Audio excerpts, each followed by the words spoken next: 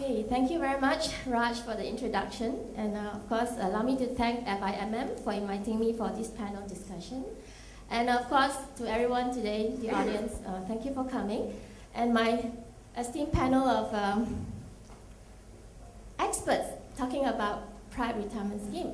So maybe we just start off a discussion in terms of talking about the core of the topic. How can the unit trust consultants, the industry player, to help to move this whole important subject matter forward? Because I know this is something that everybody is looking forward to. Relating to a subject matter is very close to our heart, retirement. All right, so I have prepared some questions, but let's keep it easy. I've also kind of segmentized the question into a few parts, and we'll just bring through the parts as in like, let's talk about first thing. There are a few ways of saving for retirement. You know, of course, EPF, and of course, unit trust is one of the investment product that the individuals can look into, and now we have PRS. So I'd like to ask the panel, can you enlighten everyone here today that we have choices now, including PRS. So how should then one look at this different channel of savings? Because I know... Yeah, before, we'll throw the challenge here. You know, we have a challenge in the industry here to make PRS part of the landscape. And, you know, people are going to be asking the question, you know, what's the best way to save for retirement? You know, A, EPF, B, unit trust, C, real estate, D, PRS. I'm sure there's an EFG down there somewhere. And the correct answer is, of course, H, all of the above. And, you know, that I think is probably our biggest challenge is you know, and I'm taking out us as the industry that are out trying to sell this, and of course the Securities Commission and FIM, which both play a role in the regulation, and you know, the people in this room who are going to play a key role in selling it and getting it out there and creating the awareness. And the challenge is to make all of that A, B, C, D, E, F, G, H, you know, different, because they work together to create the opportunities for people to save for retirement. And it's not a case of one thing versus another. It's not, they are all different and all play their role. And those roles will be different for different people in different stages of their planning. I mean, you know, a 25-year-old is looking at things very different than a 55-year-old. And I think we as an industry, our real challenge is going to be, how do we educate? And how do we get that message out there that these are the tools that people can use to save for retirement, and how they work together and not against each other, and certainly are not, you know, overly focused on one specific thing. And I think that's the biggest thing, and I hope we do talk a little bit about that today, and people start to realize that you know, we've got all these options, we've got all these tools, all these different products, and we need to be out there educating people. So, talking about this education, different segment, like you said, different age people look at things differently. So I understand Manulife, you've been preparing for the education series, and other than your road shows, and from leveraging from your experience, Manulife coming from Canada, you do have other... Okay, and if you look at our territories, for example, Hong Kong, we started this business, a pension business, for the past 76 years. And Hong Kong started pension business, they call it voluntary, it's known as ORSO also. In the year 2000, we moved on, the government decided to make it mandatory.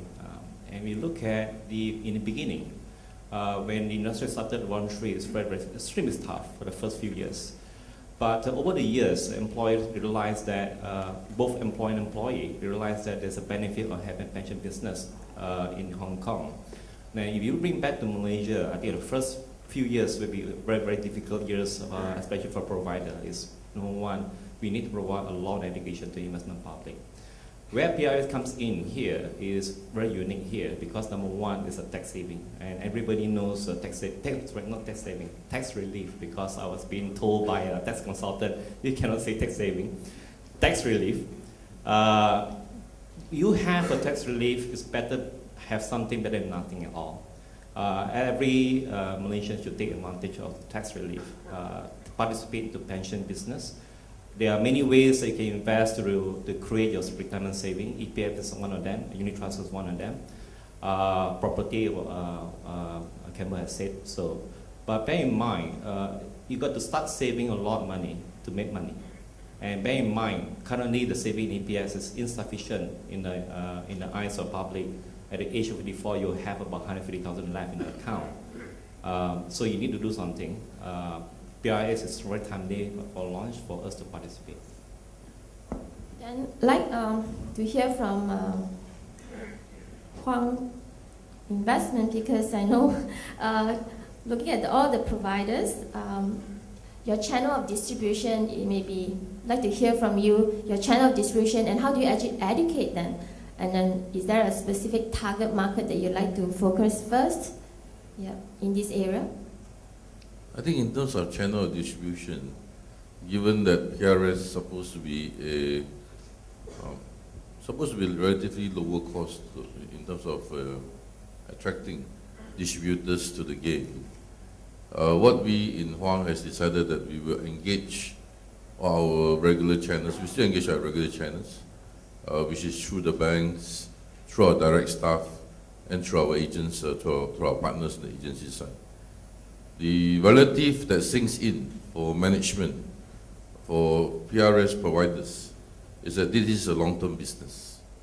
This is a business where providers have to be prepared to lose money for a period of time. As long as the scheme remains voluntary, it's not an easy game. There are 8 providers. We did our sums. We calculate how many people will subscribe for it, and we realize that there's not enough for 8 of us to survive. The pie is just too small. And when you calculate back the fees, you realize that it's just going to be very small. So for us really, as Huang, in Huang, for us to look at the business, we must look at it long term, having the faith to believe that one of these days there will be something that will be instead of voluntary, will be mandatory, like Hong Kong, where we can take a pie off EPF, then it will be interesting for the PRS to grow and develop. Meanwhile, all the PRS providers, together with together with SC and the rest, have to prove ourselves that we are worthy to manage long-term assets, we are credible, we can deliver performance, we are transparent, and all these other things to win the public interest and the public confidence in PRS. Well said. So I'd like to hear from Mr. Golden, coming from Securities Commission, with answers given from Mr. Tang. What do you think? Yeah. The fact is actually PRS was an idea or a vision mentioned in our first Capital Market Master Plan. That was 10 years ago. We're already in our second Capital Market Master Plan as of last year.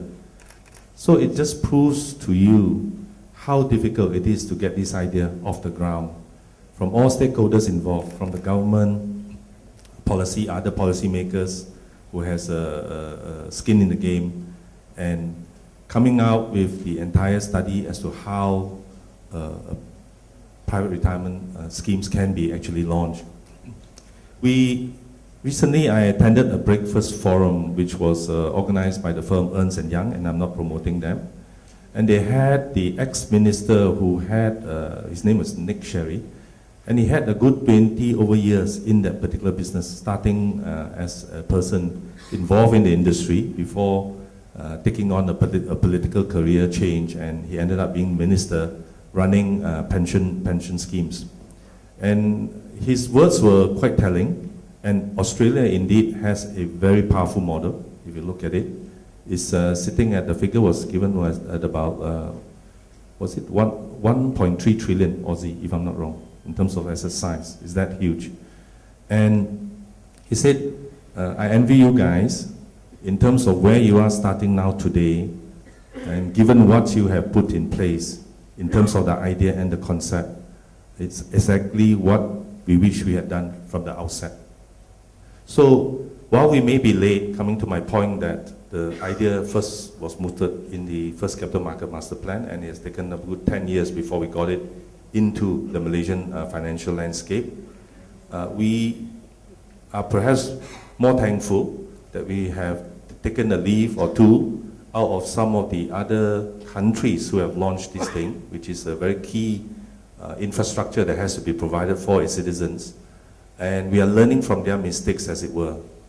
And coming to the point of having 8 PRS providers, Australia didn't have that. They just started on the fly, as it were. It was game for all. Whoever could supply was into the market. And after a while, they find that that just doesn't work. There's far too much competition. Exercises were too small. And then people were just not making it work for themselves, be it for the investor or the sellers. So there we are. I think everything has a start. We wish ourselves good luck.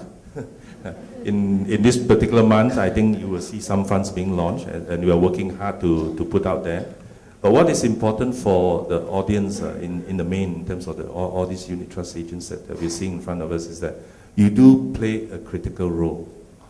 This is a new beginning for yourself. I mean, for the longest of time, for those who have been in the space earlier, you would have gotten in the game doing all the other stuff that you've done. This will perhaps give you a fresh breath of life, something new to sell, and you're selling something that is inherently labeled as a lifetime product. So I think that is a great and powerful selling proposition for yourself. You're dealing with people's lives. It is pension. The very name itself speaks of pension. Not like the other unit trust products where people are just trying to perhaps stock pick through your funds and etc. Or rely on the best fund manager to do the stock picking for them. So I think that's all I have to say. Okay, taking from the point that you mentioned too much work, I'm really doing so much for the employees, and now you tell me I have to do this, it's just too much work, I don't have enough manpower. Before that, how can we engage them to just at least listen to what it's all about? That's the first part of education. Next thing is about, accepting the idea and then implement for an employee. So I would like to open up to the panel because I know all of you are working very hard to think of strategies and approaches. Yeah, who would like to take on this first? Mm-hmm. Okay, I'll take a first stab at that because I think one of the things about having 8 providers is there's going to be 8 different ways of doing it, and I think that's what's going to make it interesting.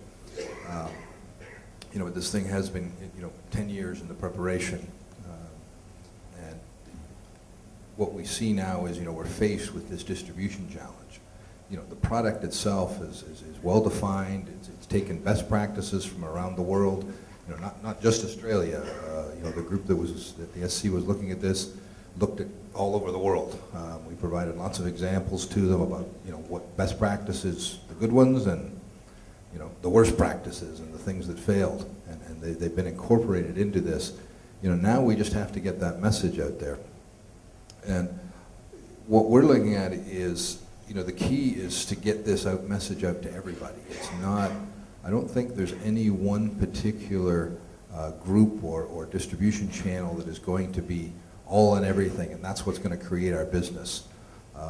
Our business depends on getting more and more people involved into the system as soon as possible.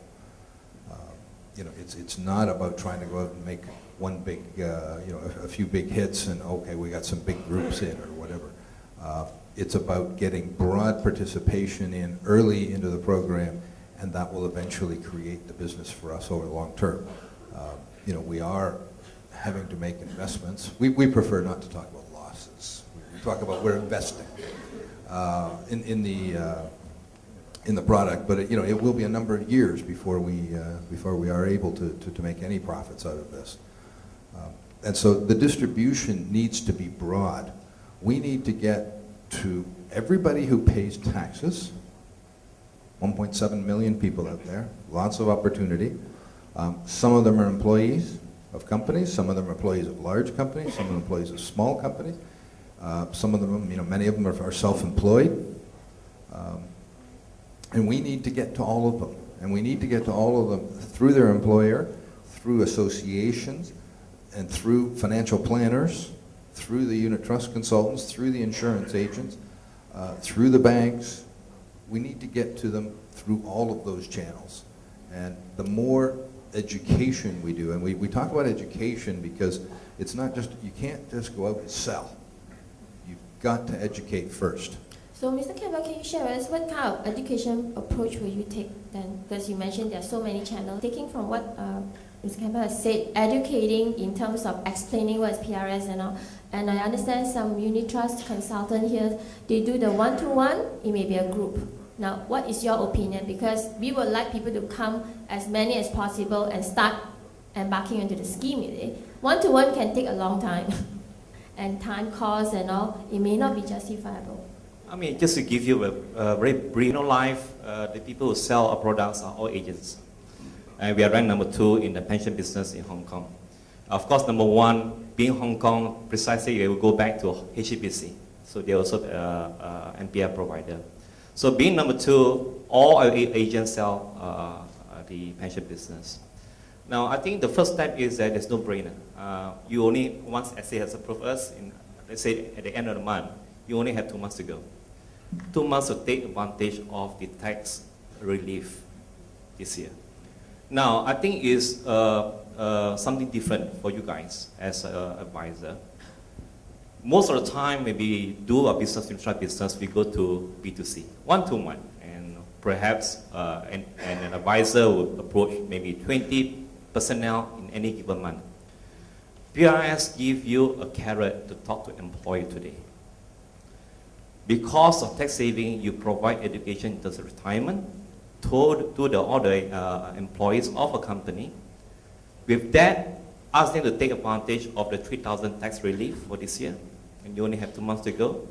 Once you manage to build the relationship with the employer, eventually you can cross-sell a lot of other products. Not only PRIS, your EPF, your unit trust EPF approved investment scheme. Eventually, some of you will want to sell insurance, by all means go ahead, because you're already exposed to the employer who have perhaps 500 employees, or 1,000 employees, or 2,000 employees.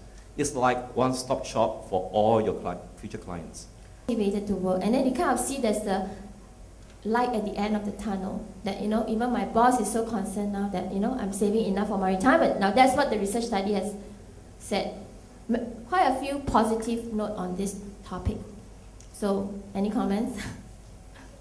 I mean, we have been on the road for the last 3 months talking to employers, doing some roadshows and getting sampling of experience as we went out and speak to different companies. What we have gathered really is when we start to talk about, do you pay more than 12% to your employees? Other than those working in the financial industries, MNCs, most of them just said we stick to 12%, that's about it.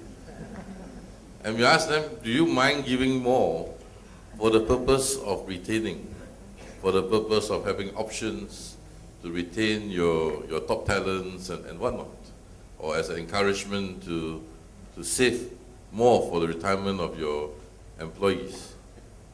The answer is typically a blank face.